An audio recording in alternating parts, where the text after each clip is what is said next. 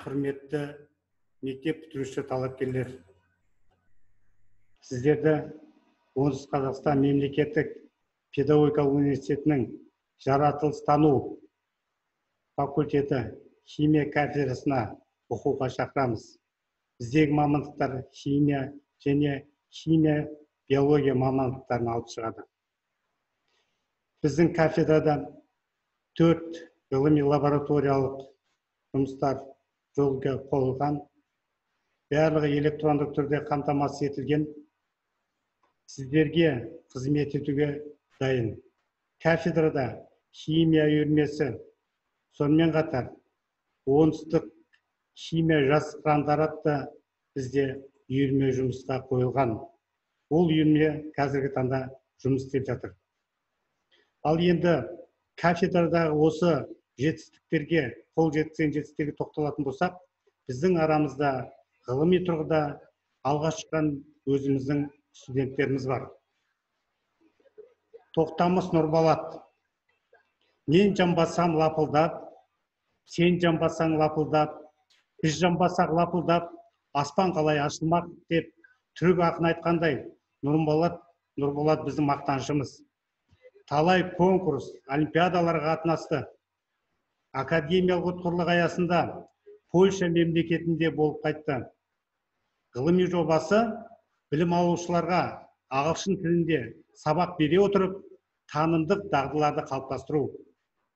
Кафедрада ұйымдастырылған оңтүстік химия қырандары ғылыми үйірмені басқарады. Келешегі үлкен үміт күтеміз. Нұрболат біздің мақтанышымыз. Биылғы Астанада өткен Евразиялық ұлттық университетінің халықаралық ғылыми практикалық конференцияда өзінің еңбегін жарық көрді.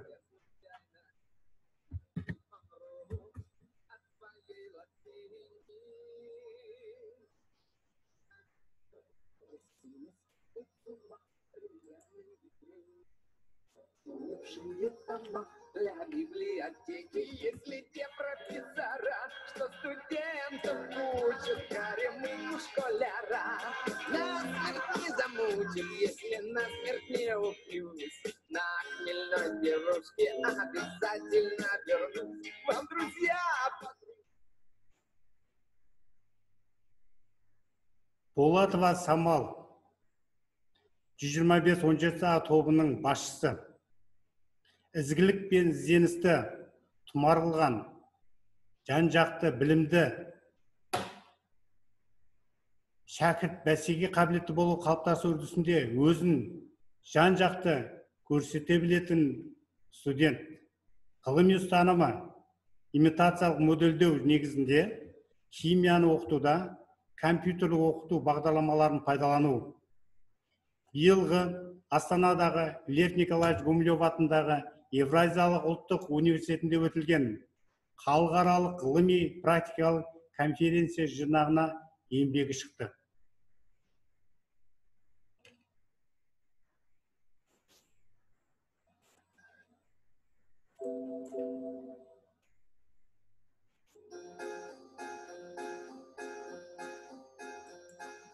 По французской стороне, на чужой планете, предстоит учиться мне в университете. Ты чего тоскую я, не сказать словами, плачьте ж, милые друзья, горькими слезами на прощание пожмем мы друг другу руки, и покинет тот дом.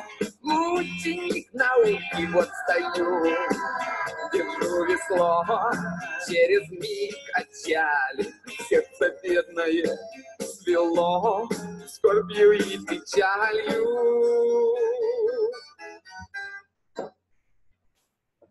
Жарылқасын Әсел, 112-18 тобының басшысы.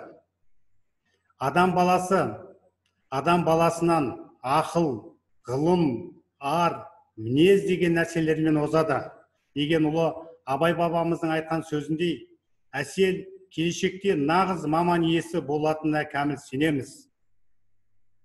Тәуелсіз еліміз мәдениеті өркендеген қазіргі заманда тек Әсел сияқты білімді жастар ғана ұлтымызды асқақ, елімізді көкке көтереді. Ғылыми ұстанымы Шымкент қаласындағы шығарылатын қалдық заттарды өңдеудің тиімділігі.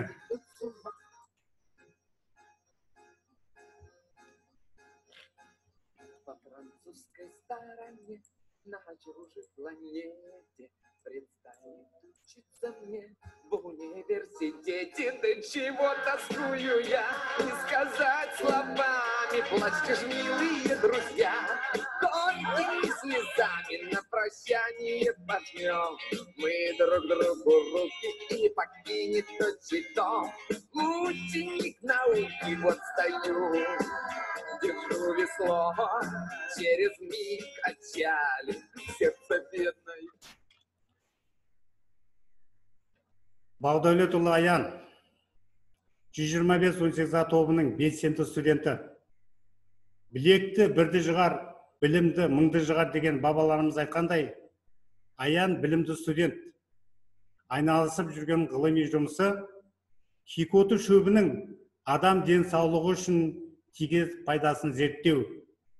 Биылғы жылы Астанадағы Лев Николаевич Гумилев атындағы Евразиялық ұлттық университетінде өтілген халықаралық ғылыми практикалық конференция жинағына еңбегі шықты.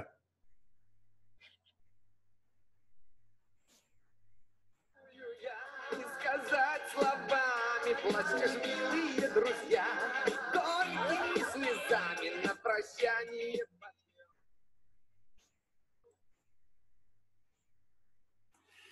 Дихан Диана, 125-18 тобының белсенді студенті.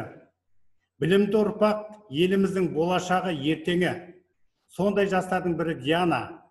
Айналысып жүрген ғылыми жұмысы кикоты шөбінің адам денсаулығы үшін тигізер пайдасын зерттеу. Биыл Астанадағы Лев Николаевич Гумилев атындағы Евразиялық ұлттық университетінде өтілген халықаралық ғылыми практикалық конференция жинағында еңбегі жарық көрді. Друзья, горькими слезами на прощание пожмем мы друг другу руки, и покинет то. Ученик науки, вот стою, держу весло, через миг отчалит сердце бедное, свело скорбью и печалью. Плещется вода голубая. Қайсарқызы Эльвира, 125-88 тобының басшысы. Үнемі достарымен тығыз байланыста болып, олардың ойымен санасып, көкейіндегі арманын тыңдап, сол бойынша көмектесім үшін өзім ерекше бақытты сезінемін дейді Эльвира. Ол бізге Тараз қаласынан келді. Байсалды, өте зерек студент. Ғылыми ұстанымы Шымкент қаласындағы шығарылатын қалдық заттарды өңдеудің экономикалық тиімділігін зерттеу. Предстоит учиться мне в университете, да чего тоскую я, не сказать словами. Плачьте ж, милые друзья, горькими слезами на прощание пожмем мы друг другу руки, и покинет то. Ученик науки, вот стою, держу весло. Абдрахимов Камил, 125-88 тобының белсенді студенті. Жастар алдыңғы буын ағаларының жолын лайықты жалғастырып, өздерінің сенімді ізбасар екенін дәлелдеуде. Қай заманда болмасын, қоғамның қозғаушы күші Камил сияқты жастар. Камил бізде Талдықорған қаласынан келді. Ғылыми ұстанымы қалдық заттарды өңдеу үрдісін іске асыру және экономикалық тиімділігін зерттеу.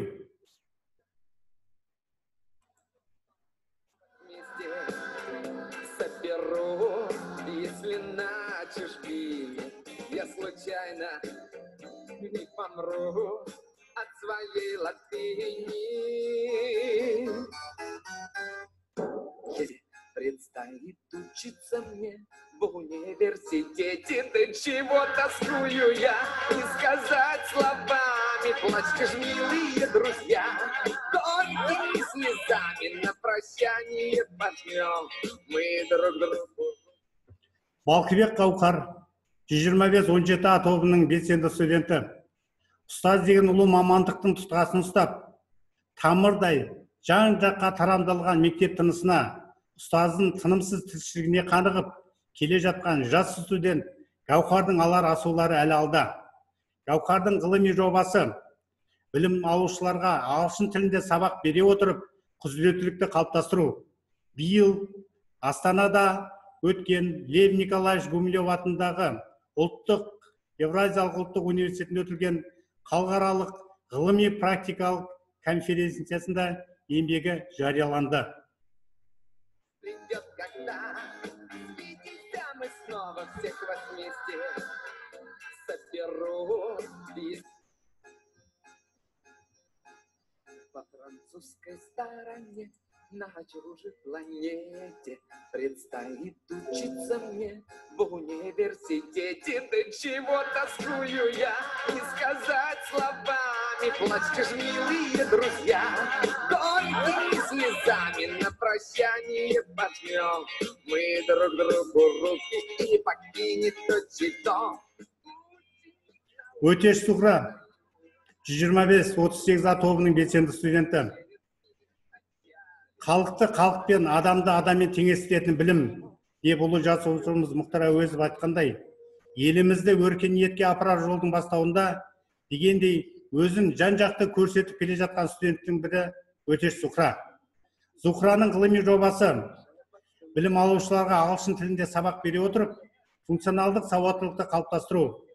Биыл Оңтүстік Қазақстан мемлекеттік педагогикалық университетінде өтілген студенттердің ғылыми практикалық конференция жинағына еңбек шықты.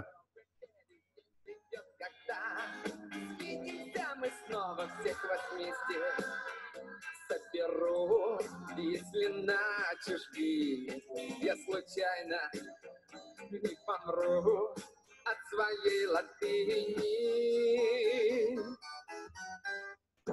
Если не сведут с ума римляне и греки, сочинившие тома для библиотеки, если те профессора, что студентов учат, гарем школяра, насмерть не замутим, если насмерть не упьюсь, на хмельной девушке обязательно вернусь. Вам, друзья, подружки, вот стою, держу весло, через них качали, сердце бедное свело, скорбью и печалью. Құрметті талапкерлер, біз сіздерді күтеміз.